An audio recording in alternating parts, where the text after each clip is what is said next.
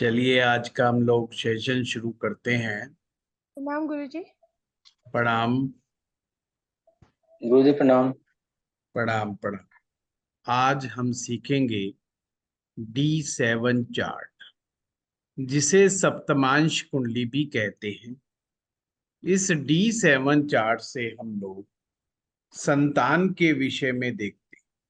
संतान उत्पन्न करने की क्षमता, संतान होगी कि नहीं होगी, संतान में उत्पत्ति में क्या क्या परेशानियां आएंगी, संतान से मिलने वाला प्रेम, संतान से मिलने वाली खुशी और पूर्व जन्म का पुण्य। आप कहेंगे कि ये जो पूर्व जन्म का पुण्य है ये तो D1 चार्ट में भी देखा था, पर यहाँ D7 में फिर से ये पूर्व जन्म का पुण्य आ गया। तो इसका क्या मतलब हुआ? इसका मतलब है कि उस पुण्य से रिलेटेड बात है जिस पुण्य के कारण हमें संतान पैदा होगी, हमें संतान प्राप्त होगी। देखिए, अच्छी संतान प्राप्त होना ये पूर्व जन्म के पुण्यों का ही प्रताप है, और इस बात में कोई संदेह नहीं होना चाहिए कि इस जीवन में हमें कोई सबसे ज्यादा परेशान कर सकता है तो वो हमारी संतान है। क्योंकि संतान के साथ हम आत्मिक रूप से, हम मानसिक रूप से बहुत ज्यादा जुड़े होते हैं।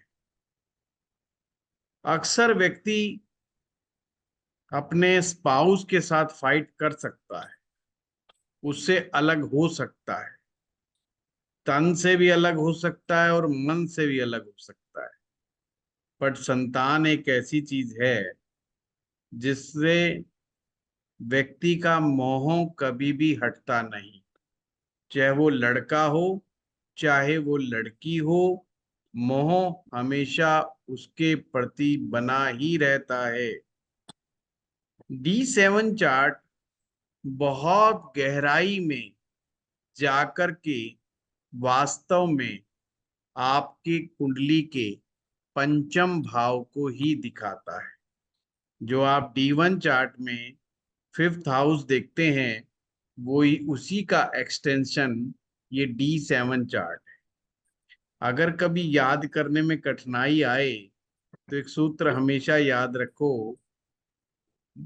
टोटल 12 घर होते हैं या 12 राशियां होती हैं। जो चार्ट देखना है उससे हम क्या क्या देखते हैं तो उसमें से माइनस कर दो। जैसे 12 में माइनस कर दो 7, क्योंकि हमने D7 को देख रहे हैं, तो कितना आएगा? 5 आएगा। तो इसका मतलब D7 चार्ट आपके कुंडली के पंचम भाव को दिखाएगा। अब पंचम भाव से क्या क्या देखते हैं? हम प्रेम देखते हैं, संतान देखते हैं, पर जो D7 चार्ट में भक्ति वाली बात नहीं जोड़ेंगे हम, साधना वाली बात हम नहीं जोड़ेंगे, सिर्फ प्रेम और संतान के विषय में हम जानेंगे, हमारी वंश वृद्धि के बारे में जानेंगे, हमारी संतान और संतान की भी संतान। इससे क्या क्या पता चल सकता है आपकी संतान के बारे में? आप क्या प्रेडिक्ट कर सकते हो? आपकी संतान का मस्तिष्क कैसा होगा, उसका करेक्टर कैसा होगा, उसकी वेल्थ कैसी होगी, उस संतान से आपको सुख मिलेगा या दुख मिलेगा, संतान नेम फेम कमाएगी कि नहीं कमाएगी, संतान की मैरिज कैसी रहेगी, मतलब उसको मैरिज का सुख मिलेगा कि नहीं मिलेगा, उसका लक फैक्टर कैसा रहेगा, उसको क्या बीमारियां परेशान कर सकती हैं, कौन कौन से रोग उसे परेशान कर सकते हैं, कोई ऐसा थ्रेटनिंग फैक्टर तो नहीं जो उसको परेशान कर सकता हो, कोई लॉसेस भी होने के चांसेस है क्या? यहाँ लॉसेस, संतान से लॉसेस का मतलब है जैसे कई बार बचपन में ही बच्चे समाप्त हो जाते हैं, किसी दुर्घटना में दुर्घटनाग्रस्त हो जाते हैं, और वो बड़ी माता पिता को बड़ी तकलीफ दे स्थिति जो है बन जाती। तो ये सारी चीजें हम D7 से हम पता लगाते हैं। अब हम इसको स्टेप बाय स्टेप समझेंगे। इसको हम स्टेप बाय स्टेप समझेंगे कि D7 चार्ट का जो लग्न है वो क्या इंडिकेट करता है। और उससे पहले ये समझें, संतान जो होती है वो पति पत्नी के प्रेम का ही फल होती है। पति पत्नी के प्रेम का ही फल होती है। अब इसमें अगर शास्त्र की गहराई में जाओगे तो आपको जान करके हैरानी होगी, और आप इस साइंस की ब्यूटी पर हैरान हो जाओगे कि कितनी गहरी बात कहती। कि संतान उत्पन्न करते समय क्या पति पत्नी एक दूसरे से प्रेमरत थे, या वासनाग्रस्त थे, या केवल जो संतान पैदा की गई वो मजबूरी में की गई, या गलती से की गई। मजबूरी का यहाँ पे तात्पर्य है, कभी कभी फैमिली का प्रेशर होता है संतान के लिए, कभी कभी सोसाइटी का प्रेशर भी होता है संतान के लिए। एक व्यक्ति संतान को चाहता है या नहीं चाहता, मतलब संतान उत्पन्न करना चाहता है कि नहीं चाहता, ये D7 चार्ट का लगन बताएगा। D7 चार्ट का लगन का लॉर्ड कुंडली में कहां पर बैठा हुआ है, इससे ये चीजें पता चलती हैं कि पति पत्नी के बीच में प्रेम स्नेह कितना गहरा है कितना नहीं। दूसरा कि ये प्रेम के वशीभूत उत्पन्न औलाद है या मजबूरी में की गई औलाद है। अब मजबूरी में बहुत सारे फैक्टर्स मैंने आपको गिनवा दिए, उस पर बार बार जाना बड़ा गढ़। अब इस चीज को भी समझने से पहले एक चीज और समझना जरूरी है। क्या हमारे पास पूर्व जन्म के पुण्य इतने हैं कि हम किसी अच्छी आत्मा का आह्वान कर सकें, कोई हम प्रार्थना कर सकें कि हमारे परिवार में कोई अच्छी आत्मा, एक गुड सॉल हमारे परिवार में आए, जो हमारे जीवन में खुशियां प्रदान करे। उसका बड़ा प्यारा सूत्र है। आप D7 चार्ट को पकड़िए अपनी कुंडली के, और उसके पंचम भाव का विश्लेषण करें। D7 का पंचम भाव यदि मजबूत है, स्ट्रॉन्ग है, और फिफ्थ का लॉर्ड वेल प्लेस्ड है, शुभ ग्रहों के द्वारा दर्शित है, या शुभ ग्रह उसको देखते हैं, तो निश्चित रूप से आपके पास इतने पुण्य अवश्य हैं कि आपको एक अच्छी संतान प्राप्त होने का सौभाग्य प्राप्त होता है। जितना पंचमेश स्ट्रांग होगा, अब मैं ये केवल D7 चार्ट की बात कर रहा हूं, D1 पे मत जाना, कहीं आप केवल उसमें दिमाग लगाए। यहाँ पे मैं एक बात कर रहा हूं, केवल पंचमेश जितना स्ट्रांग होगा उतनी ही अच्छी, संस्कारी, आज्ञाकारी संतान आपको प्राप्त होगी। दूसरा फैक्टर क्या देखते हैं इसमें, D7 चार्ट का जो कारक ग्रह है, पूरी कुंडली का कारक ग्रह है, वो गुरु है, जुपिटर है। जुपिटर का यहां पर काम है संतान को देना, सबसे बड़ा काम संतान को देना। दूसरा काम संतान की हैप्पीनेस को दिखाना, कि संतान से हैप्पीनेस मिलेगी कि नहीं मिलेगी। अगर D7 के पंचम भाव पर गुरु का प्रभाव आ जाए तो सोने पे सुहागा। संतान ऐसी प्राप्त होती है कि लोग कहते हैं कि देखो उनके बच्चे कितने अच्छे। आप लोग अपना अपना D7 चार्ट भी साथ में रखें, पर जो एक सॉफ्टवेयर चल रहा है फ्री वाला, उस सॉफ्टवेयर की मैं गारंटी नहीं लूंगा। बाकी कोई अच्छे सॉफ्टवेयर वाला है तो अपने साथ ही रखें। सिर्फ मुझे बताने की आवश्यकता नहीं है, मैं बीच बीच में जो सूत्र बताऊंगा उससे आपको खुद सेल्फ एनालाइज करना है। जब मैं आपसे प्रश्न की हमारा सेशन आएगा उस समय हम डिस्कस करेंगे कि कोई आपका पॉइंट चूक गया है कि नहीं चूक गया है। तो सबसे पहले आप नोट करेंगे सूत्र कि अगर लगन का लॉर्ड कौन, D7 के लगन का लॉर्ड अगर कुंडली के छठे भाव में, आठवें में या 12वें में बैठ जाए तो ऐसे व्यक्ति की इच्छा विशेष करके होती नहीं संतान उत्पत्ति की। वो किसी दबाव की वजह से ही संतान पैदा करता है, या कभी कभी गलती से भी संतान हो जाती है। ये उस चीज को भी इंडिकेट कर सकता है। कभी कभी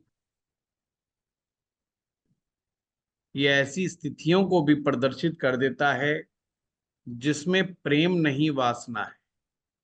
और क्या फैक्टर हो सकता है इसमें, अगर लगन पर कोई पाप ग्रह बैठा है, लगन का लॉर्ड स्वयं पाप ग्रह के साथ बैठा हुआ है, तो सब यही चीजें इंडिकेट होती हैं। इसके बाद सूत्र नंबर 2 कि हम संतान को कैसे देखें, कि पहली संतान कैसे देखी जाएगी, फर्स्ट चाइल्ड कैसे देखा जाएगा। मेल कुंडली में यानी पुरुष की कुंडली में पहली संतान पंचम भाव से आएगी, दूसरी संतान सप्तम से, तीसरी संतान नवम से, चौथी संतान 11th से, पांचवी संतान फर्स्ट हाउस से, और छठी संतान थर्ड हाउस से। अब उसके बाद अगर बच्चा हो गया तो आप कैसे देखेंगे, क्योंकि हमारे देश में कुछ कम्युनिटी हैं जिनके 8-10 भी हो जाते हैं, तो अगर उसकी कुंडली हाथ लग गई फिर क्या करोगे। तो आप क्या कहोगे कि क्या अगली संतान भी पंचम भाव से होगी?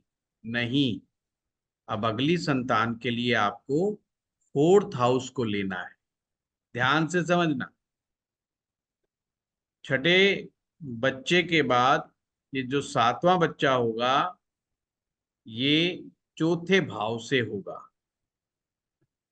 और फिर भी कोई ना माने तो चौथे से तीसरा यानी फिर छठा, और फिर आगे जाना है तो फिर छठे के आगे 3 और जोड़ लो, आठवां हो जाएगा। फिर आठवें से आगे 3 जोड़ लो, 10वां हो जाएगा। इस तरह से 10वें से और आगे जोड़ लो तो 12वां। अब पॉइंट समझ में आया? बहुत सिंपल है D7 चार्ट में। पर हिंदुओं में आपको ऐसा देखना इस समय असंभव है। पर सूत्र तो सूत्र है, वो आपको समझ में आना जरूरी है। लगन का लॉर्ड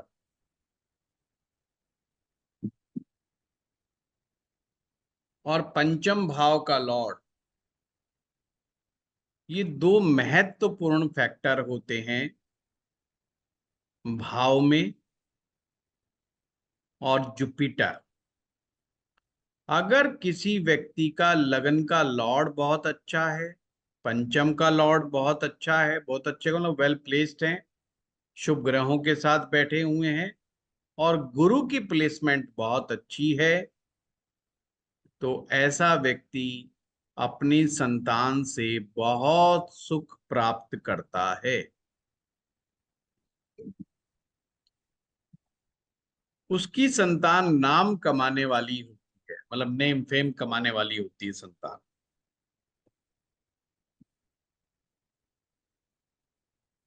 अब संतान की संख्या तो आपने पता कर ली, अब ये पता कर लेते हैं कि पुरुष संतान जो है कैसे होती है, male child and female child. Male child पता करने से पहले हमें ये पता होना चाहिए कौन कौन से ग्रह हैं जो मेल प्लैनेट्स माने जाते हैं। सूर्य, मंगल, गुरु और राहु, ये चार ग्रह याद रखना। यहाँ सबसे बड़ी गलती होगी आपसे राहु के मामले में और केतु के मामले में। अक्सर हमारे दिमाग में वही रहेगा कि राहु तो गड़बड़ है, पर D7 चार्ट में राहु पुत्र संतान देता है, ये ध्यान देखना। फिर से लिखवा रहा हूं, सूर्य, मंगल, गुरु, राहु, ये पुत्र संतान कारक होता है। और फीमेल प्लेनेट कौन कौन से हैं? चंद्रमा, शुक्र और केतु, ये तीन फीमेल ग्रह माने जाते हैं। शनि और बुध ये नकारे ग्रह माने जाते हैं, यानी कि इनमें संतान देने की क्षमता ही नहीं है, और जो किन्नर हो जाते हैं ऐसे बच्चे अक्सर इन दो ग्रहों की मदद से ही होते हैं। पर अभी हमने ध्यान केवल देना है male planets and female planets. और भी गहराई में अगर आपको एक्सपर्ट बनना है, वैसे तो मैं आपको रोकूंगा, क्योंकि हमारे देश में लिंग के बारे में पूर्वानुमान करना ठीक नहीं, कानूनी अपराध है। तो मैं भी कहूंगा कि आप लोगों को इस चीज से बचना है, और आम पब्लिक में ये बात नहीं करनी है कि हम ये बता सकते हैं कि लड़का होगा या लड़की होगी। इस प्रैक्टिस को नहीं आगे लेकर के जाना है, और रियल लाइफ में भी किसी को नहीं बताना है। हमें ये कुंडली देखनी है कब कब? जब संतान को अरिष्ट होने की आशंका है, कि डॉक्टर भी कह रहा है भाई ये प्रेगनेंसी तो हो गई पर इसमें गड़बड़ी है, तो रेमेडी करवाने के पर्पज से आपको D7 चार्ट बहुत हेल्प करेगा। या बच्चा कहा नहीं मान रहा है, बच्चा पढ़ाई में अच्छा नहीं काम कर पा रहा है, बच्चे को शारीरिक कष्ट हो रहा है ना, इन सब बातों को लेकर के भी D7 चार्ट्स देख सकते हैं। पर केवल पुत्र और पुत्री देखने के लिए D7 चार्ट्स का उपयोग ना करें, क्योंकि अगर आपका सटीक भी होता है तो भी ठीक नहीं है, गलत होना तो वैसे ही गलत है। उसके लिए पर मैं नॉलेज पर्पज से, रिसर्च के पर्पज से आपको ये सब चीजें बता रहा हूं। हो सकता है अगर आप बहुत गहराई में जाओगे तो आपको एक्सपर्टीज भी बहुत ज्यादा हो जाएगी। जैसे जो मेल प्लैनेट्स होते हैं, इसी प्रकार से मेल राशियां भी होती हैं, यानी जिन्हें पुरुष राशियां कहा गया है। ये हैं मेष राशि, कर्क राशि, सिंह राशि, तुला राशि, धनु राशि और मीन राशि। इसी प्रकार से फीमेल राशियां हैं वृष राशि, मिथुन राशि, कन्या राशि, वृश्चिक राशि, मकर राशि और कुंभ राशि। हाँ मंजीत जी, अब बताएं क्या कह रहे थे? गुरुजी ट्विंस। ट्विंस की बाद में बात करेंगे, अभी पहले सीख तो लो, बेसिक तो सीख लो। नहीं, बुक यहीं से देखेंगे। हाँ ट्विंस, ओके। सब चीज यहीं से हो जाएगी, संतान से संबंधित ईच एंड एवरीथिंग। राइट गुरुजी। आप अपने पोते पोती को भी देख सकते हैं साहब यहाँ से। तो ये तो इतना डिटेल चार्ट, अगर कोई व्यक्ति कहे कि मैं बूढ़ा हो गया हूं और मैं अपने पोते पोती के बारे में ही बस जानना चाहता हूँ, क्योंकि जो बच्चे कर रहे हैं वो तो मुझे पता है, पर मेरा पोता जो है मेडिकल का एग्जाम दे रहा है या इंजीनियरिंग का एग्जाम दे रहा है, या मैं उसकी आयु के बारे में या उसकी बीमारी के बारे में या उसकी शादी के बारे में जानना चाहता हूँ, तो वो भी पता लगेगा। इवन कोई व्यक्ति ये चाहता है कि यार मेरी वंश वृद्धि होगी कि नहीं होगी, कितनी कितनी होगी, नहीं होगी, अच्छी रहेगी। यानी कि हम जिस स्टेज पे आज हैं, जो हमारी फाइनेंशियल स्टेज है, सोसाइटी में जो हमारा नाम है, रुतबा है, क्या हमारे जाने के बाद जो आने वाली पीढ़ियां हैं, जो हमारे सक्सेसर हैं, क्या वो ऊपर राइज करेंगे या डाउनवर्ड्स जाएंगे? नाम बदनाम बदनाम करवा देंगे, नाम के पट्टा लगा देंगे, क्या होगा? तो ये बात भी D7 चार्ट बताएगा, बड़ा इजी है। इसमें D7 चार्ट का जो सेकंड हाउस है, ये वंशवृद्धि का हाउस होता है, और ये अगर स्ट्रांग है, शुभ ग्रहों से, शुभ ग्रहों के प्रभाव में है, तो इसका मतलब आने वाली जो आपके बच्चे हैं, पोते पोतियां हैं, वो सब आपसे ज्यादा मच बेटर काम करेंगे। अब मच बेटर में कई चीजें हो जाती हैं। मच बेटर में जैसे दिमाग से आपसे तेज होंगे, एजुकेशन में आपसे ज्यादा तेज होंगे, फाइनेंस में आपसे ज्यादा तेज। दिमाग, फाइनेंस और एजुकेशन, इस मैटर में वो आपसे तेज होंगे, होशियार होंगे। तो अगली पीढ़ी तो वैसे कहते हैं कि एडवांस होती है, पर कोई जरूरी नहीं, कई बार नालायक भी हो जाती है। तो इस चक्कर में नहीं रहना चाहिए कि हमेशा बच्चे हमसे ज्यादा फास्ट ही होंगे, नालायक भी हो जाते हैं। और जब नालायक हो जाते हैं तो ये बहुत ज्यादा तंग करते हैं। हाँ वर्षाली जी। गुरुजी, ये मेल फीमेल दोनों चार्ट में देख सकते हैं ना, ये सूत्र हाँ बाकी के? हाँ हाँ, ये सभी के लिए नियम बताए जा रहे हैं, सभी ओके। के लिए नियम बताए जा रहे हैं। मतलब आप ऐसे समझो ना, पांचवा भाव है, ये पांचवा भाव से प्रेम और संतान, संतान आई किस कारण से? प्रेम के कारण आई। तो हम उसी का एक्सटेंशन देख रहे हैं। अब उसका लगन क्या है? ये ओवरऑल संतान का सुख है। अब संतान तो एक दो तीन, दो तीन बच्चे तो हमारे हिंदुओं में भी होते हैं। तो अगर दो तीन बच्चे हैं तो फर्स्ट भाव क्या दिखा रहा है? वो सभी बच्चों का वो दिखा रहा है कि सभी बच्चों के प्रति हमारा कैसा है, कैसा नहीं है, बच्चों से कितना प्रेम है, कितना नहीं है, वो लगन का लॉर्ड बताएगा। पर स्पेसिफिकली हम कहते हैं नहीं जी, हमारे पहले बच्चे के बारे में बताओ। पहला बच्चा तो हमारा जो है ना, थोड़ा सा हमें लग रहा है कि पढ़ाई में वीक है, पर दूसरे वाला हमारा बच्चा बहुत तेज है। तो वह एस्ट्रोलॉजर के लिए समस्या हो गई कि साहब वो कैसे पकड़ेगा? तो उसको पकड़ने का तरीका है कि आप उस बच्चे के लिए फर्स्ट, आपने क्या देखना है? पंचम भाव देखना है। वो फर्स्ट बेबी है, उसका फर्स्ट बच्चा है। अब आप देखना चाहते हैं, अक्सर माता पिता जो है पढ़ाई को लेकर के टेंशन में होते हैं कि ये देखो जी, ये पढ़ाई करेगा कि नहीं करेगा। तो आप उससे चौथे स्थान पे चले जाए, आप उससे पढ़ाई देखने के लिए पंचम से चौथे पे चला जाए। जो पंचम से चौथा होगा वो उस बच्चे की एजुकेशन को दिखाता है, फॉर्मल एजुकेशन को दिखाता है। अगर आपने देखना है उसकी हायर स्टडीज के बारे में, तो सेम जो D1 का सूत्र होता है, आप उसके नाइन्थ पे चले जाओ। पंचम से नवम फर्स्ट हाउस, फर्स्ट हाउस पे चले जाओ, तो पता चल गया साहब ये क्या है, क्या नहीं है, कैसा है, कैसा नहीं। तो बच्चे का दिमाग कैसा है, कैसा नहीं, पंचमेश जितना स्ट्रांग होगा फर्स्ट बच्चे का, पंचमेश जितना स्ट्रांग होगा, उसकी पर्सनैलिटी, उसका दिमाग, उसके विचार, उसकी सक्सेस, उसकी ग्रोथ, उसकी लाइफ के अंदर, ये सब चीजें उसकी एक्सीलेंट मिलेगी। इसके विपरीत अगर पंचम भाव में खराब ग्रह बैठ गया कोई, पंचमेश गलत जगह बैठ गया, पंचमेश छठे में बैठ जाए, आठ में बैठ जाए, 12वें में बैठ जाए, तो बच्चे को दिक्कत आएगी, बच्चे को परेशानी हो, बच्चे को दिक्कतें काफी आएंगी। अब दिक्कत कहां से देखेंगे अगर हमने देखना? तो इस कुंडली का छठा भाव अरिष्ट को दिखाता है।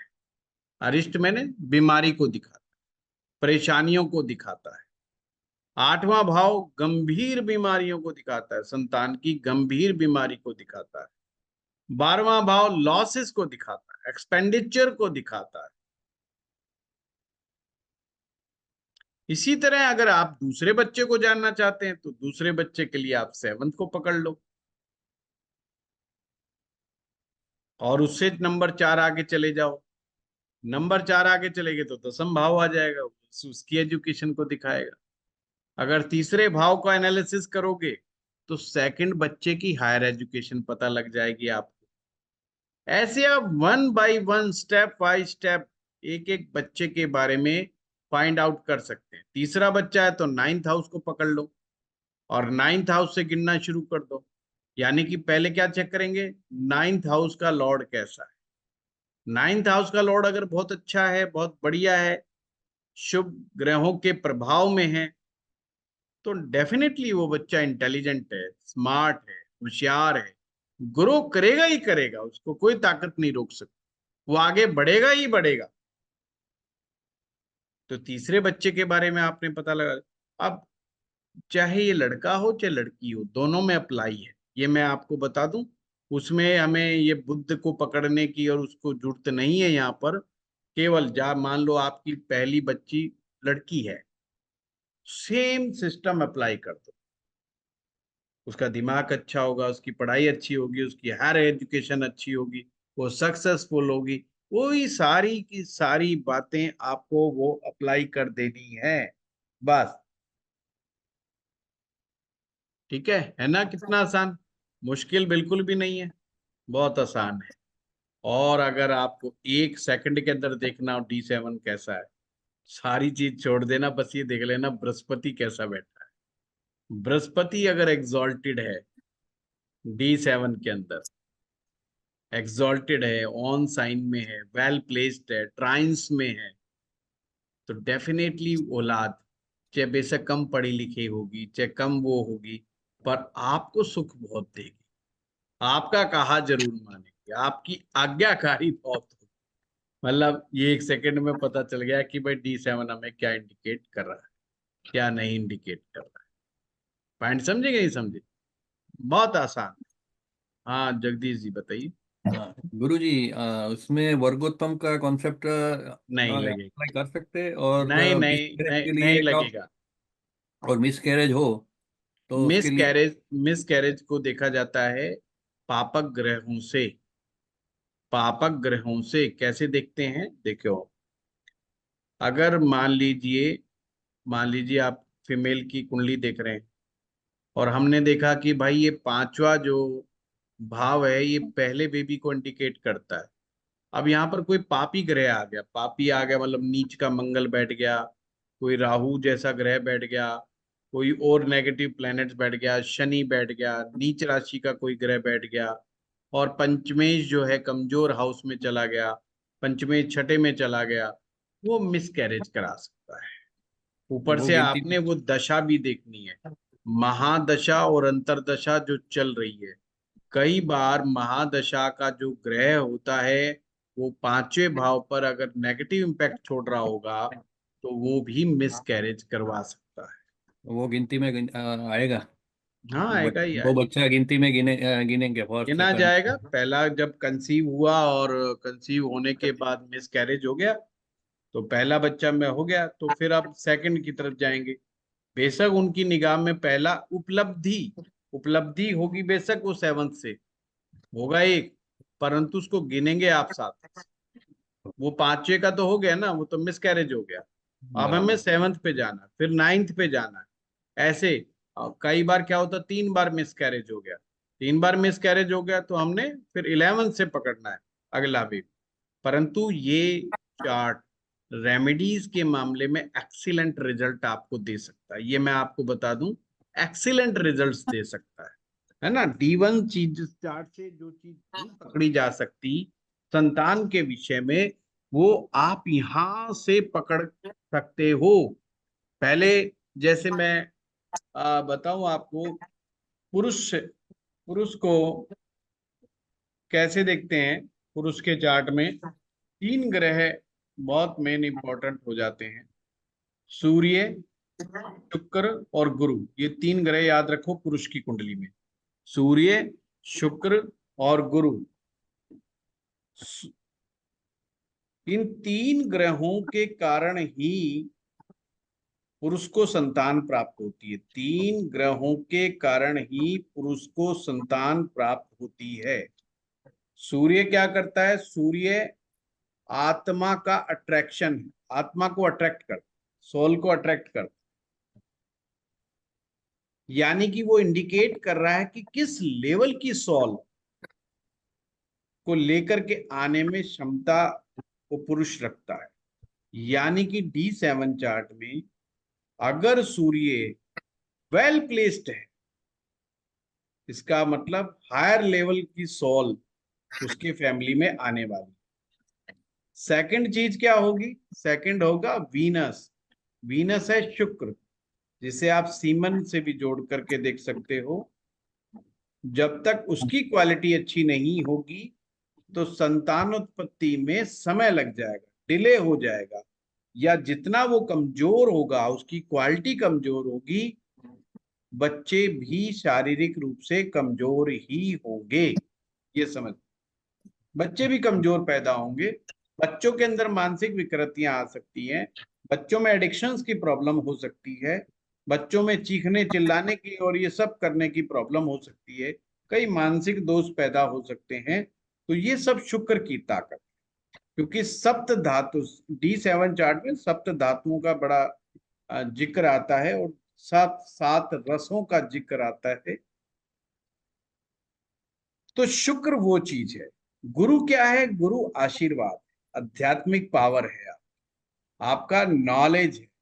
आप संतान उत्पन्न करने से पहले किस देवी देवता की प्रार्थना करते हैं, कौन सी स्पिरिचुअल प्रैक्टिसेस करते हैं, क्योंकि आखिर अल्टीमेटली संतान तो प्राप्त होनी है गुरु के आशीर्वाद से। संतान के मैटर में कहा गया टोटल गुरु का आशीर्वाद चलता है। तो 3 चीज, पर फीमेल चार्ट के लिए 3 चीज अलग है।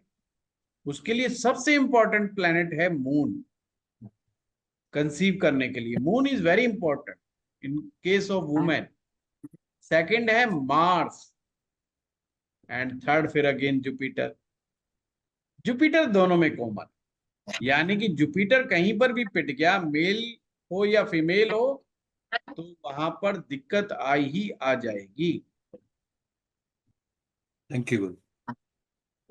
तो ये अगर ग्रह वेल प्लेस्ड हैं तो वैसे भी संतान अच्छी होने वाली, बढ़िया होने वाली, उत्तम होने वाली। ठीक है। हाँ संजीव शर्मा जी। आप चरण स्पर्श गुरु जी।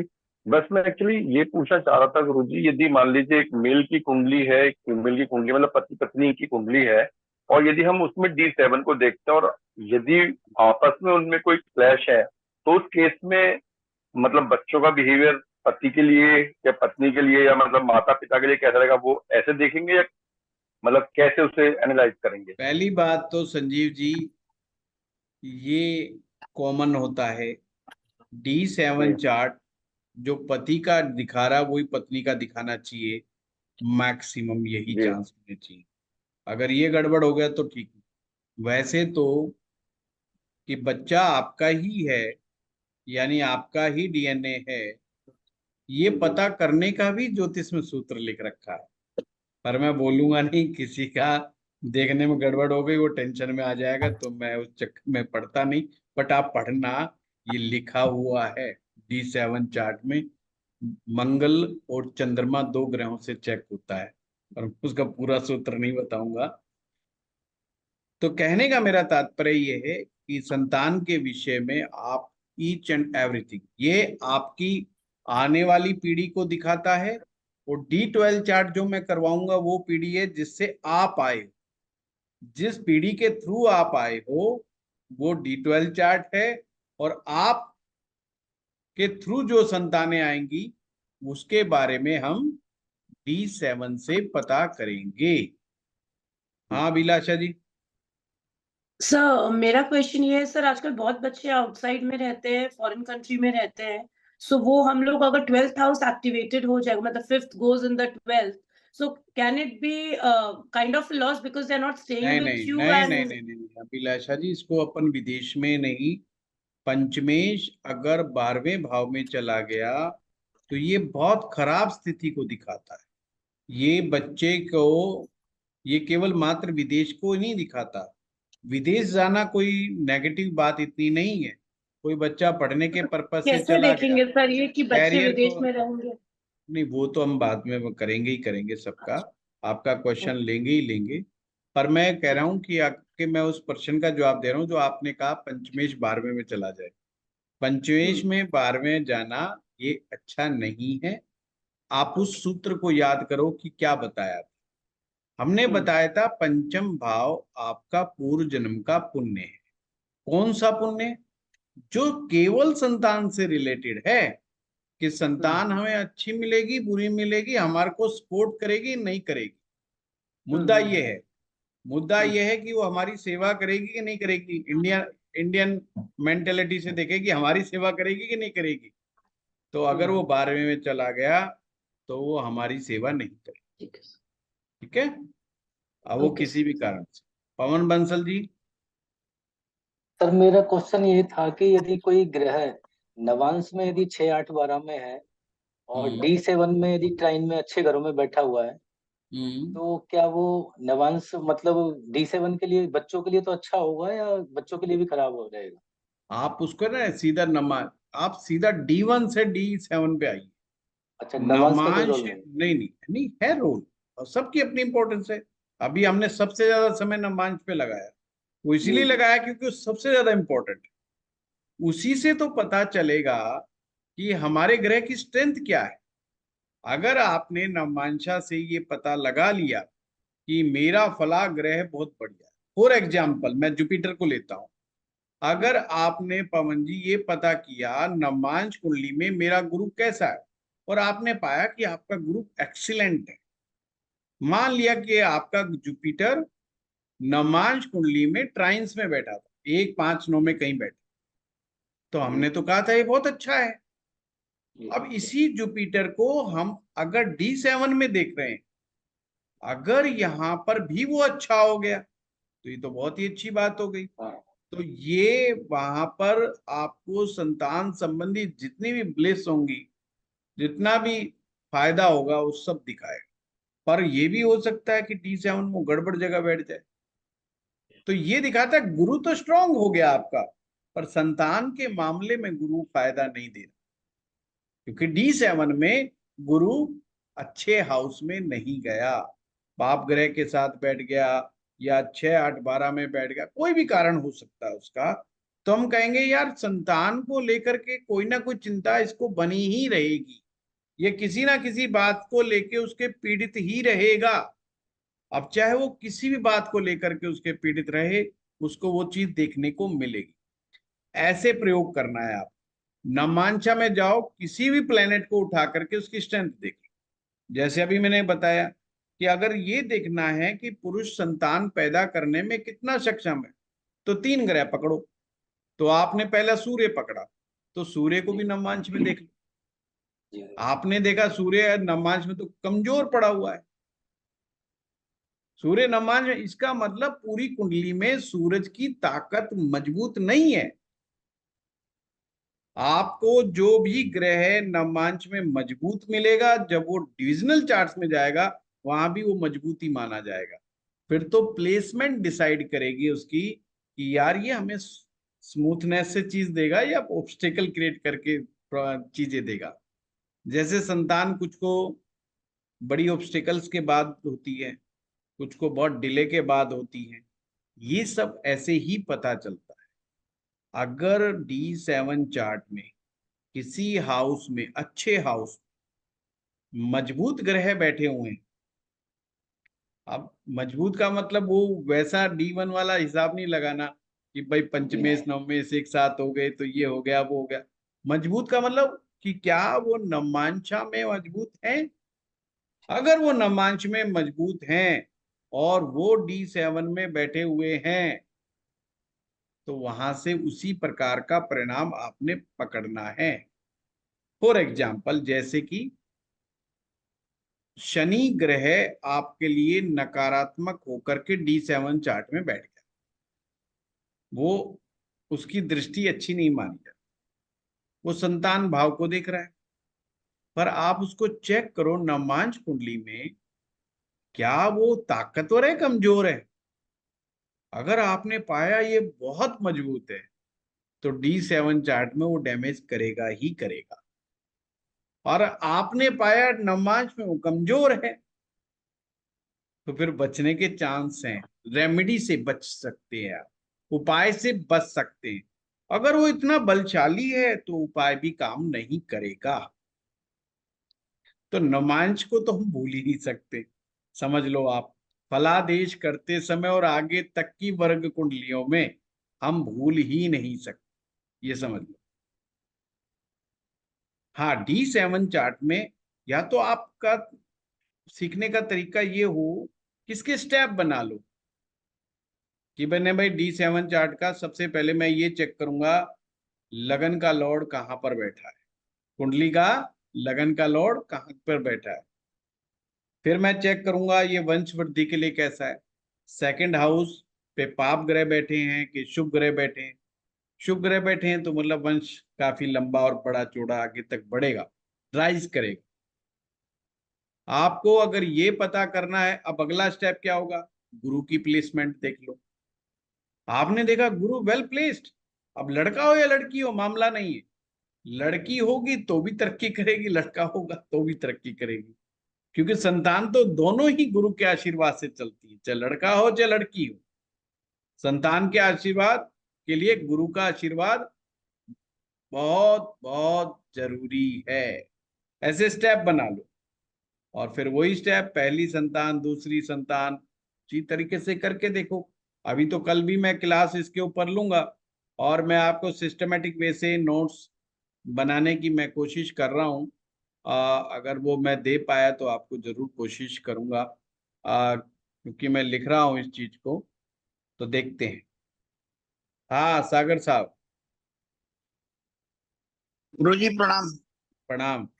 गुरुजी अभी जैसे आपने बताया कि हम जैसे गुरु को देख रहे हैं, अगर गुरु, क्योंकि मान लीजिए किसी का मान लो स्त्री है, उसका गुरु जो है नवमांश में ही मजबूत है, 9th प्लेस पे अपने घर का बैठा हुआ है, वही सप्तांश में भी अपने घर का ही पंचम भाव में बैठा हुआ है, और लग्नेश भी मतलब ठीक है। अगर तो अपने घर का बैठने से अगर गुरु मजबूत है और मान लो सूर्य भी मजबूती मानो क्योंकि लग्नेश है और साथ में बैठा है, तो इसका मतलब संतान आज्ञाकारी होगी। ऐसा है सागर साहब, मानने से कुछ नहीं होगा, है क्या वो बताओ मुझे तो। अच्छा अच्छा मान तो अच्छा। मैं मान तो मैं नहीं आपकी नहीं सारी बात लूंगा। नहीं नहीं नहीं, वो मैं आपने गुरु वाला पॉइंट पकड़ा मैंने, तो गुरु जो है नवमांश आप में भी ऐसे अपने देखो, घर का है, अपने घर का छोड़ो बैठा है छोड़ो नौवें स्थान छोड़ो में। छोड़ो, कैसे भी बैठा हो, हाँ, D7 में और कौन से हाउस, D7 में कहाँ पर बैठा है ये बताओ। D7 में 5वें में बैठा है अपने घर हाँ का ही, बहुत बढ़िया, बस बहुत बढ़िया। अब है आपने ना। देखा, पहली चीज समझो कि बढ़िया हो गया। अब ठीक दूसरी है। क्या चीज समझो, ये देखो कहीं राहु तो नहीं देख रहा इसको, कहीं ये पाप कर्त्री में तो नहीं फंसा हुआ। नहीं, पाप कतरी में नहीं है, हाँ, तो राहु तो नहीं देख रहा, राहु भी नहीं देख रहा सर। बस तो मौज हो गई। आप अच्छा बताओ, गुरु जी एक चीज और पूछना था, वो अभी थोड़ा पहले मेरा इसमें तो टिके रहो। हाँ हाँ हाँ, इससे ये क्या तो मतलब निकला, सीखे क्या इससे? इसका मतलब है कि संतान जो है आज्ञाकारी होगी और सुख बस, देगी। वेरी गुड, ये चीज सही ये पकड़ी है, आप। ये तो आप ये लेकिन ये है कि कोई बच्चा जैसे अपना बच्चा नहीं है और कोई बच्चा हम गोद ले, मतलब किसी ने गोद ले लिया, हाँ, तो उसका उसका किस ग्रह से देखेंगे? अडोप्शन, अडोप्शन जो होगा वो हाँ, मैं कल बताऊंगा ये। अच्छा। हाँ, 9 से पकड़ करके और फिर घुमा करके 12वें में जाना होता है, वो है। अब कल को आप सेकंड वाइफ से पता करोगे तो कैसे पता करेंगे सेकंड वाइफ, क्योंकि दो पत्नी भी तो हो सकती है। अब कोई कहे जी मेरा पहली, भाई दो दो बीवियां भी तो होती है, और दूसरी बीवी से बच्चा हो गया फिर क्या करेंगे? तो उसको कहाँ से सही देखेंगे? है। वो भी तो D7 चार्ट से ही देखा जाएगा, तो वो देखा गुरु जी जाएगा ये 5वें ये भाव से। ये जैसे आपने पुरुष पुरुष के लिए बताया था ना, सूर्य शुक्र गुरु के बारे में, हम्म। आत्मा है शुक्राणु या आशीर्वाद, यही चंद्र मंगल गुरु का तो ठीक है, चंद्र का क्या मतलब है? जैसे सूर्य आत्मा है तो मन। लेडीज, मैं समझाता हूँ। सागर साहब, ऐसा है, जो महिलाओं का मासिक चक्र है वो चंद्रमा से रिलेट होता है। अच्छा अच्छा हमेशा अच्छा, वो ध्यान बात है। रखें। एक बड़ा ठीक। गहरा सूत्र समझा देता हूँ इसी के साथ। जिन भी महिलाओं को उस समय, उस दौरान पीड़ाएं होती हैं, पेन की शिकायत होती है, पेड़ों में दर्द होता है, ये उन्हीं महिलाओं की कुंडली में होता है जिनका चंद्रमा उनके by birth chart, D1 chart में, जिनका चंद्रमा शनि के साथ बैठा हो, राहु के साथ बैठा हो, जी केतु जी। के साथ बैठा हो, या सूरज के साथ बैठा हो, या चंद्रमा 6, 8, 12, ठीक है तो ठीक है ही ना। तो उस दौरान में समस्या आएगी ही आएगी। समस्या मतलब पेन, उनको दिक्कत ज्यादा होगी। अगर चंद्रमा इससे रिलेटेड नहीं है तो उनको इतनी तकलीफ नहीं होगी। ये क्या दिखाता है? ये ज्योतिष का बड़ा गहरा सूत्र है और हमेशा 100% सही रहेगा। ना ये नहीं, क्या सही है। दिखाता है कि ये जो लेडीज के कंसीव करने का पहला जो मार्ग है वो चंद्रमा है। जब तक चंद्रमा अलाउ नहीं करेगा, कंसीव हो ही नहीं सकता। इसलिए कंसीव करते समय हमारे यहाँ पे सूत्र, तिथियों के सूत्र भी लिखे होंगे कि कौन सी तिथि से मिलन करने पर पुत्र होगा कि पुत्री होगी। तो पूरा पूरा का पूरा सिस्टम लिखा हुआ है। तो वो सारा किस पर है? तिथि किस पे आएगी? तिथि चंद्रमा पर आधारित होती है।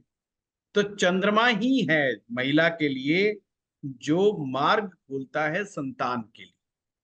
अच्छा। सेकंड चीज, मार्स। मार्स का संबंध रक्त से है। महिला अपने रक्त से ही सींचती है अपने बच्चे को। अच्छा, इसलिए चंद्र और मंगल एंड फिर गुरु। फिर तो गुरु तो है चंद्र ही। मंगल जब तक अलाउ नहीं करेंगे। अच्छा, वैसे आप सिंपल भाषा में समझने चाहो, जो महिलाओं के जो अंडाणु होते हैं वो मंगल है।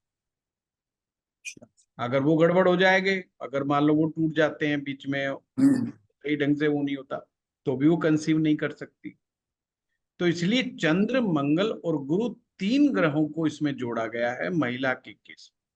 ये हमेशा याद रखना जब भी किसी फीमेल चार्ट को देखो, और खास करके जब वो आपके पास आ रही है संतान के लिए, जब देखना इतनी चीजें। बाकी घुसने की D7 में ज्यादा जरूरत है नहीं।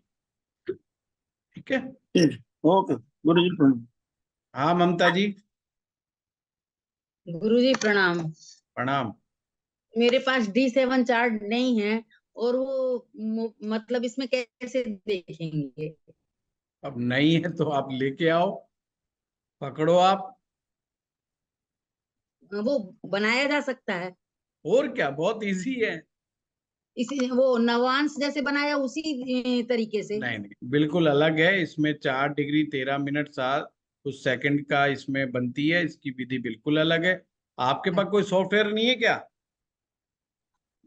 जो है शायद उसमें नहीं है। मैं जैसे ये जगन्नाथ फोरम उसमें लेना चाहें, इसमें तो या होगा। हाँ, पारस जगन्नाथ होरा में है, या 100% है। पारस, तो जगन्नाथ इस होरा मेरा यूज किया हुआ है, उसमें है। जी, जी, तो इसको डाउनलोड राशिया करना लाइट में भी है। ये पता नहीं ममता जी, मैं तो खुद मतलब इस मामले में बड़ा कच्चा हूँ। मैं आपको क्या गारंटी दे दूं? मैं तो खुद औरों से काम कराता हूँ, छोटे छोटे। जी। कोई डाउनलोड बात नहीं, आप अपने कहीं जो अपने जो लोग हैं ना, कोई डेट ऑफ बर्थ टाइम दे देना। तो जी। जी। या तो हमारे स्टाफ को कह देना, तो आपका ये निकाल के दे देंगे। ठीक है ना? जी। या जी। आप अपने ही स्टूडेंट्स में जिनके पास अच्छा सॉफ्टवेयर हो कह देना, वो निकाल जी। देंगे आपका D7 चार्ट। है जी। ना? आपको किसके पोते पोती का पता करना होगा? जी, अभी पोते पोती तो है नहीं। नहीं है? जी नहीं। अरे, आप प्रिंसिपल बन गए और अभी तक है नहीं। जी नहीं। चलो, हो जाएंगे। हाँ मंजू जी,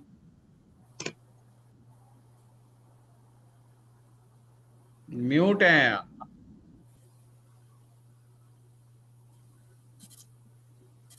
कोई बात नहीं, हो पा रहा क्या?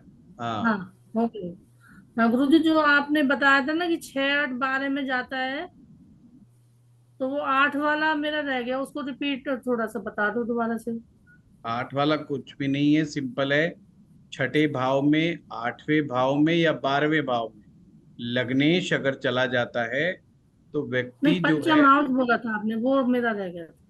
पंचमेश, हाँ, पंचमेश 6, 8, वो 12 मैंने बताया ना, तो वो मैंने कहा था पंचमेश अगर छठे, आठवें, 12वें में जाएगा तो अच्छा नहीं माना जाता। नहीं, 8वें में आपने कुछ गंभीर बीमारी और कुछ और भी बताया था। वो मैंने पूरा चार्ट वो कल मैं समझाऊंगा, अगर नहीं समझा अभी भी तो मैंने जो जल्दी जल्दी बता दिया। 8वें भाव से गंभीर बीमारियां देख, आप समझ में आ गया और आपको? गुरु, हाँ वो तो आगे। और एक ये जो आपने बताया था कि चंद्रमा शनि के साथ, सूर्य के साथ, राहु के साथ होता है, तो और भी अच्छा, कुछ बोला था, तो वो भी रह गया ला मेरा, मैं लिख नहीं मैं पाया। मैं मैं, मैं समझाता हूँ। ये जी। एक महिलाओं के बारे में बताया गया था, जिन महिलाओं को पीरियड्स के दौरान पेन की शिकायत होती है, तो उन लड़कियों की कुंडली के बारे में बताया था कि उनकी अच्छा। कुंडली में अगर आप चेक करेंगे तो चंद्रमा अच्छा। पीड़ित अवस्था का मिलता है। जैसे शनि चंद्रमा के साथ, मतलब चंद्रमा शनि के साथ होगा या राहु के साथ या केतु के साथ या सूर्य के साथ या चंद्रमा 6, 8, 12 में बैठा हो, उनको जी। ज्यादा कंप्लेंट इस चीज की रहती है। वो D7 चार्ट का पार्ट नहीं है। वो जनरली सागर साहब ने प्रश्न पूछा था कि लेडीज के लिए चंद्रमा क्यों, तो उसके जवाब में मैंने आंसर दिया, पर वो D7 चार्ट का कंसेप्ट नहीं है। वो D1 धन्यवाद। से ही चीज देखी जाती है। ठीक है। हाँ शोभा जी, हाँ, प्रणाम गुरुजी। प्रणाम। मेरा पंचमेश चंद्रमा है, जो सेकंड हाउस में बैठा हुआ है, मेष राशि में, बुध के साथ। क्या सही है? हम्म। क्या हो गया? तो फिर ये मतलब बुध के साथ है तो सही है या नहीं है चंद्रमा अगर ये बुध के आप चेक करो, मैंने तो सूत्र बता दिए, अब मैं क्या बताऊं? जैसे D9 में चंद्रमा ट्राइन्स में बैठा हुआ है, जी नहीं नहीं, और इस अभी अभी नहीं, ऐसे नहीं, आप सिंपल उसी पे अड़े रहो। आप है ना वहीं फोकस करो, घबराओ मत। आपने देखना है कि पंचमेश कहाँ गया, सेकंड हाउस में। तो गिनो पंचम से सेकंड कहाँ आता है, दसम में आता। पंचमेश कहाँ गया, दसम में गया। वहां देखो किसके साथ बैठा है, बुध के साथ बैठा है।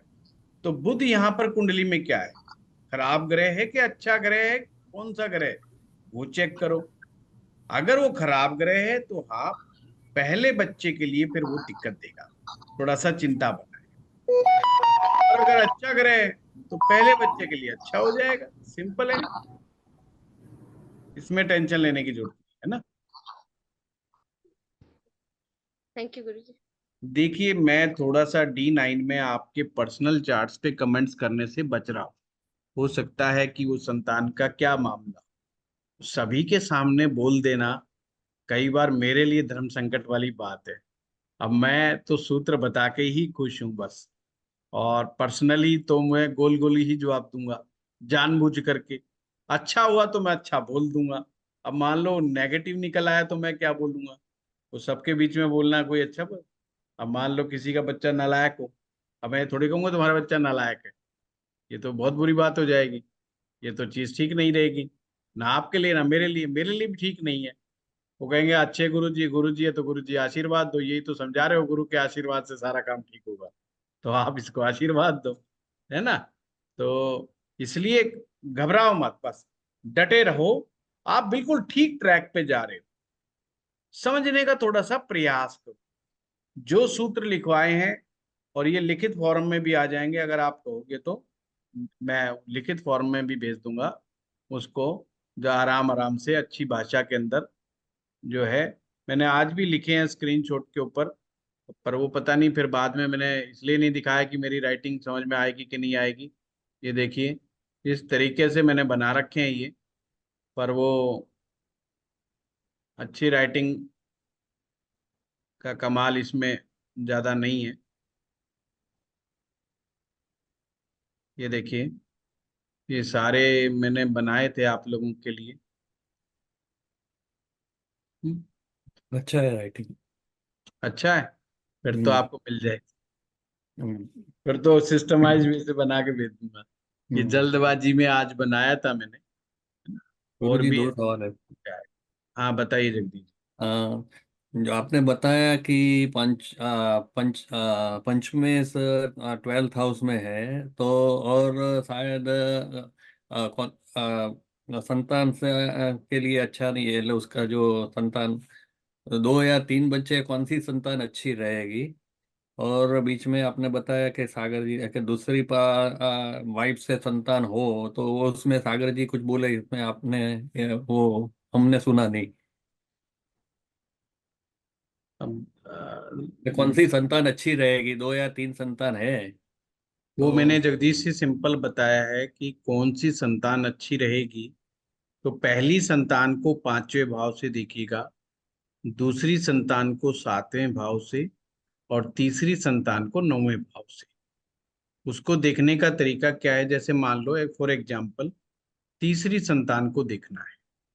अब तीसरी संतान मान लो बेटी है सबसे छोटी, और आपका माइंड कह रहा है भाई बेटी कैसी है, दिमाग से कैसी है, उसका नेचर कैसा है, उसका स्वभाव कैसा है, मैं ईच एंड एवरीथिंग जानना।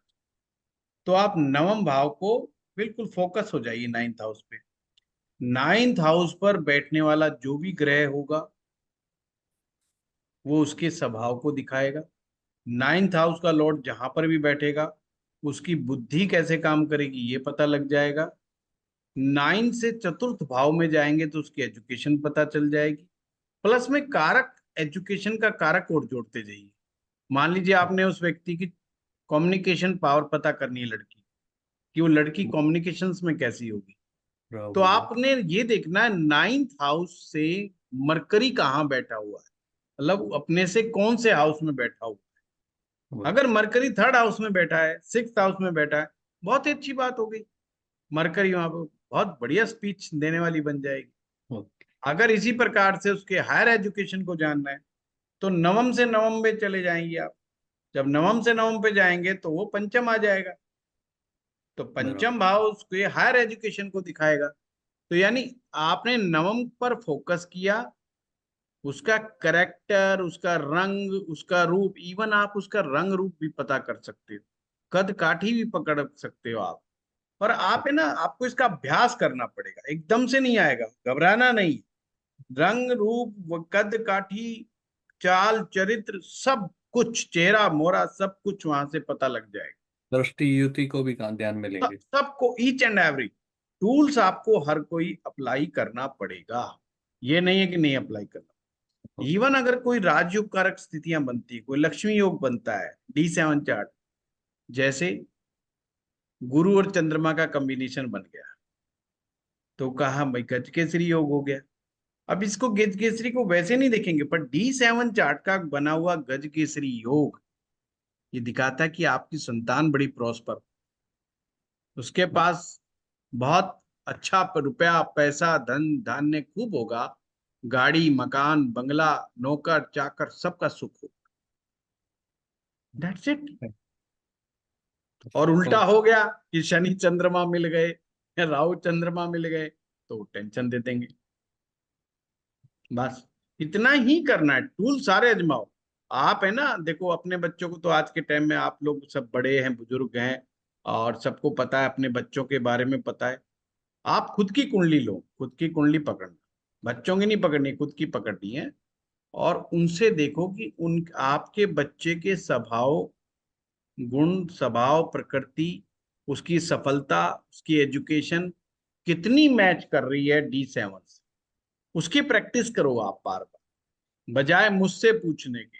1 बार फेल हो, 10 बार फेल हो, 20 बार फेल हो, पर उसी पर लगे रहो, आपको सूत्र वहीं से निकल जाएगा। और सीखते रहो।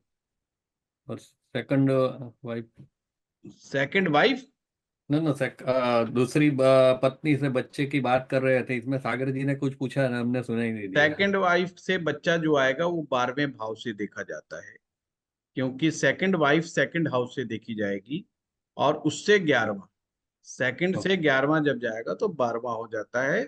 तो सेकंड वाइफ से जो बच्चा होगा वो 12वें भाव से देखा जाएगा, D7। Thank you. हाँ अंकुश। गुरुजी प्रणाम।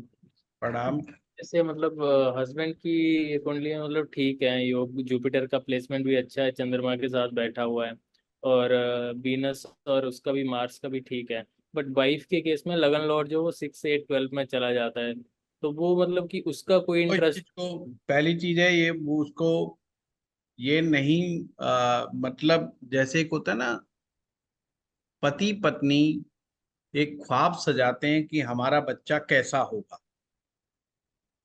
शादी होते ही बहुत लंबे समय तक ख्वाब सजाते हैं कि हम बच्चे को इंजीनियर बनाएंगे, डॉक्टर बनाएंगे, पहलवान बनाएंगे, हीरो बनाएंगे। दोनों म्यूचुअली एक अंडरस्टैंडिंग डेवलप करते हैं और एक दूसरे से प्रेम वश हो करके, भगवान को याद कर करके जब संतान उत्पन्न होती है तो लग्नेश सही जगह बैठता है। समझ लो बात को। अगर इसमें से पुरुष की ठीक बैठी है पर पत्नी का ठीक नहीं बैठा है, या वाइस वर्सा, पत्नी का ठीक नहीं बैठा, पत्नी का ठीक बैठा, कुछ भी हो सकता है, तो जिसका ठीक नहीं है वो इंडिकेट करता है कि उसका इंक्लिनेशन संतान की तरफ बहुत ज्यादा नहीं था। वो दबाव में पैदा, दबाव में पैदा होने का मतलब क्या है कि हमारे यहाँ पर क्या होता है कि हर चीज का सॉल्यूशन संतान से जोड़ के देखते हैं। पति पत्नी का झगड़ा हो जाए तो बुजुर्गों के पास जाओगे सॉल्यूशन के लिए, बोला जी हमारा पति पत्नी का झगड़ा हो गया, बोला कुछ नहीं, बच्चा कर लो। बच्चा कर लिया, पहला बच्चा हो गया, फिर लड़ मरे, फिर गए, बोला जी हमारा झगड़ा हो गया, बोला कोई बात नहीं, दूसरा बच्चा कर लो। फिर गए, बोला जी फिर झगड़ा हो गया, बोला जी तीसरा बच्चा कर लो। उनके पास एक ही सॉल्यूशन है, बच्चा कर।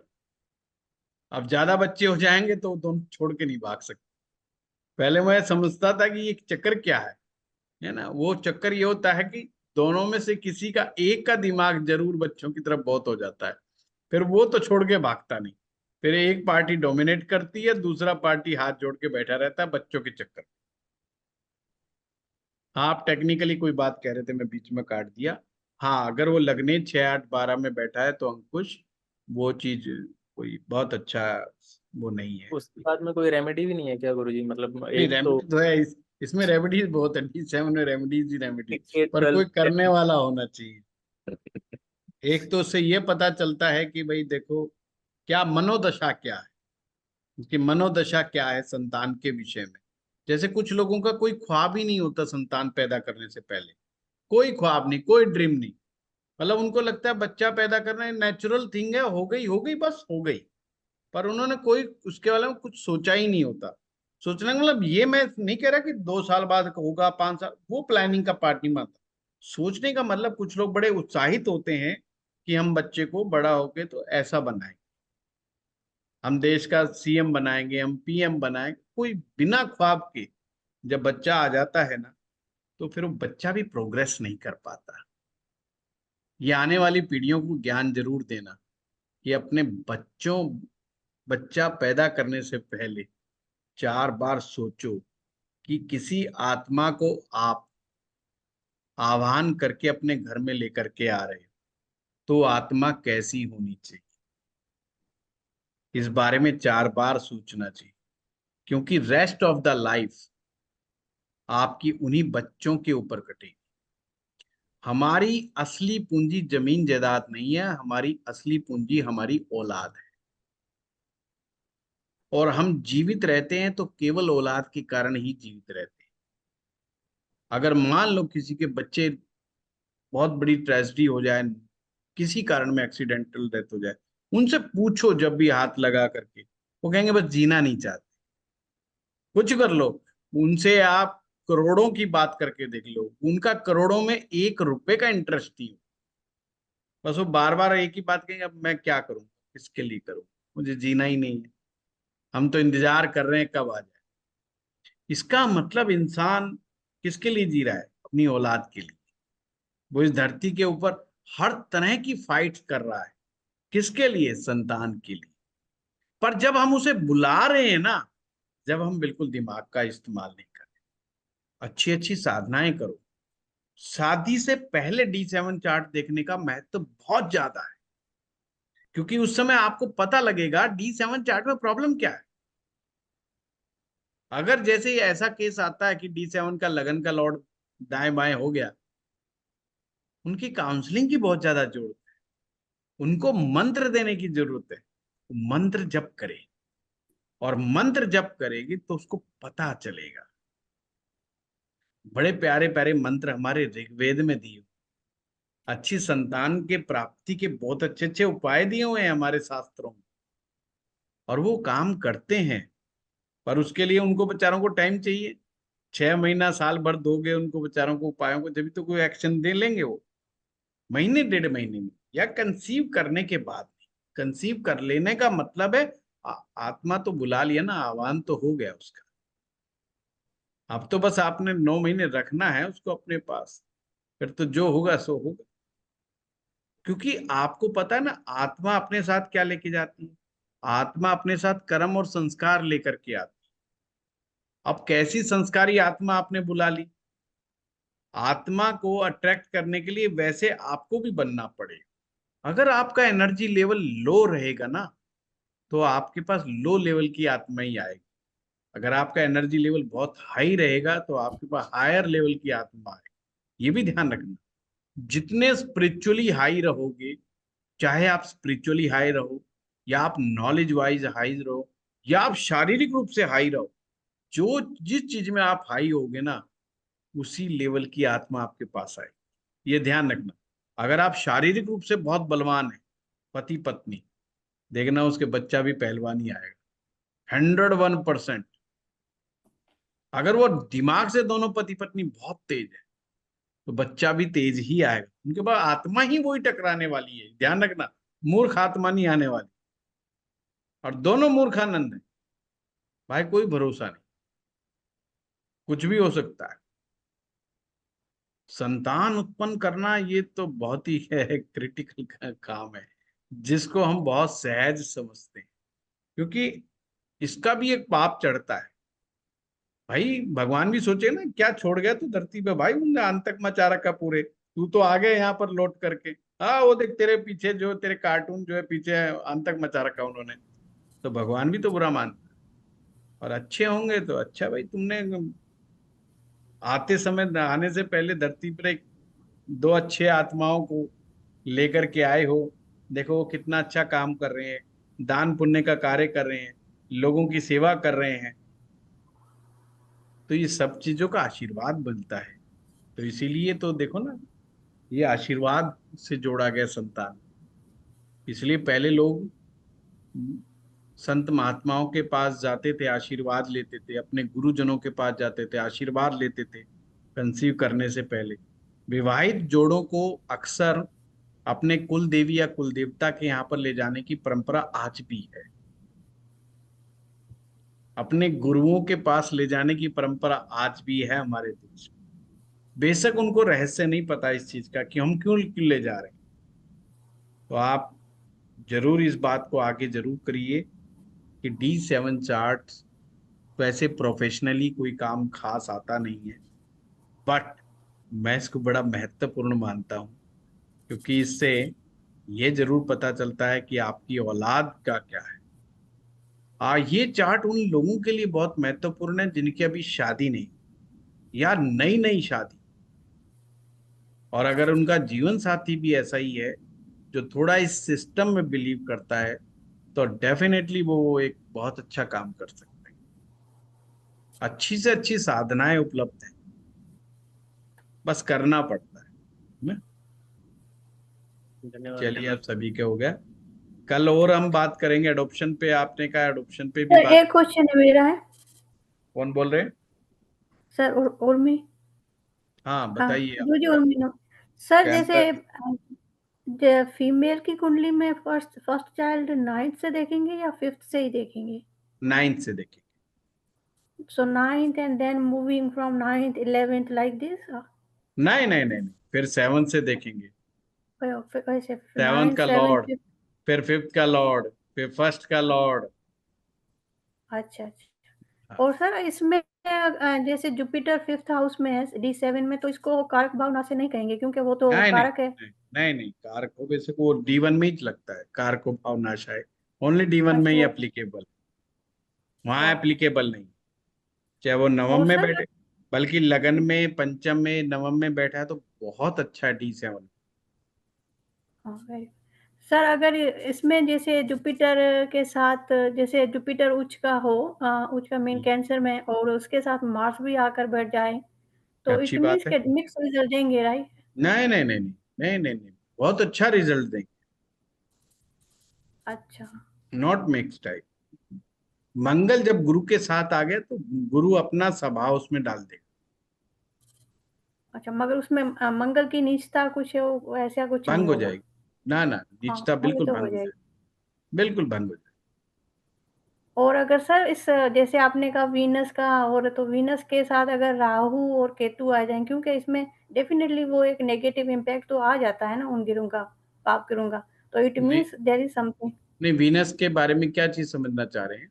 जैसे आपने कहा इस क्वालिटी ऑफ सीमेन, तो हाँ अगर हाँ, उसके साथ अगर केतु आ जाए, राहु आ जाए, तो इट मीन्स के देयर इज देखिए सम, उसका मैं नेगेटिव समझ इम्पैक्ट आएगा। मैं समझाता हूँ। शुक्र बड़ा क्रूशियल प्लैनेट हो जाता है।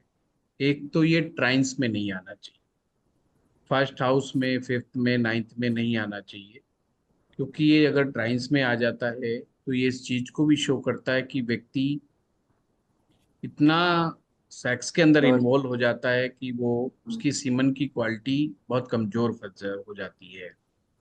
दूसरा, ये पाप ग्रहों के साथ नहीं होना चाहिए। तो यहाँ पर ट्राइन्स के अंदर वीनस को कोई बहुत अच्छा नहीं माना गया है। अच्छा सर, अगर वो 6, 8, 12 में आता है तो तब भी अच्छा नहीं है? तो भी अच्छा नहीं है, क्वालिटी को कमजोर कर देता है,